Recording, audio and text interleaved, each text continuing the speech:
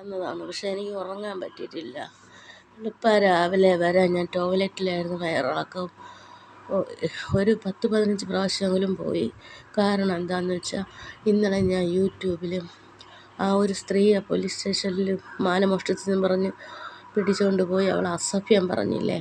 അപ്പം ഞാൻ സത്യസന്ധമായിട്ട് അത് യൂട്യൂബ് ചാനലിലിട്ടിരുന്നു. സത്യം പോലെ അതിപ്പോൾ എൻ്റെ ഭർത്താവായാലും എൻ്റെ മക്കളായാലും എൻ്റെ അമ്മയപ്പനായാലും ശരി, തെറ്റ് ചെയ്താൽ തെറ്റിന് ഞാൻ സപ്പോർട്ട് ചെയ്യില്ല.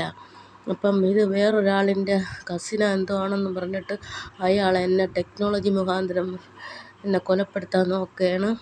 അങ്ങനെ ഞാൻ മരണം സംഭവിച്ചാൽ ഈ ചാനൽ ഈ യൂട്യൂബിൽ കൂടെ ഞാൻ പറയുന്ന എല്ലാ സോഷ്യൽ മീഡിയയിലെ അംഗങ്ങളും ഇത് മനസ്സിലാക്കണം. ആ സ്ത്രീയെ വിവസ്ത്രയാക്കിയിട്ട് അവളെ അടിക്കാൻ പോലും പോയ പോലീസുകാരികളാണ് ആ പേരക്കുട കൊടപ്പനക്കുന്നിൽ മാല മോഷ്ടിച്ച കേസിൽ. അതായത് മാധ്യമങ്ങളിൽ കൂടെ എല്ലാം വാർത്തയായതാണ്.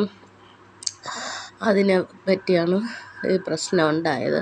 അപ്പോൾ എൻ്റെ മരണത്തിന് ഉത്തരവാദി എന്നെ ഉറങ്ങാൻ സമ്മതിക്കാതെ എൻ്റെ കൂടെ ചേർന്ന് നിന്നിട്ട് എന്നെ ക്രൂശിക്കാൻ ശ്രമിക്കുന്ന ഒരു വ്യക്തിയുണ്ട്. ടെക്നോളജി മുഖാന്തരം എന്നെ കൊലപ്പെടുത്തും, എന്നിട്ട് അയാൾ മരിക്കും എന്നൊക്കെ പറഞ്ഞിട്ട് ആൾക്കാരുടെ അടുത്തൊക്കെ പറഞ്ഞുകൊണ്ടിരിക്കുകയാണ്. അപ്പം ഇത് ഞാൻ എല്ലാവരെയും ഒന്ന് അറിയിക്കുകയാണ്. ഞാൻ ഇതിൽ നിന്ന് ഞാൻ പിന്മാറിയില്ല. ഈ യൂട്യൂബിൽ ഞാൻ ഡിലീറ്റ് ചെയ്യുകയില്ല.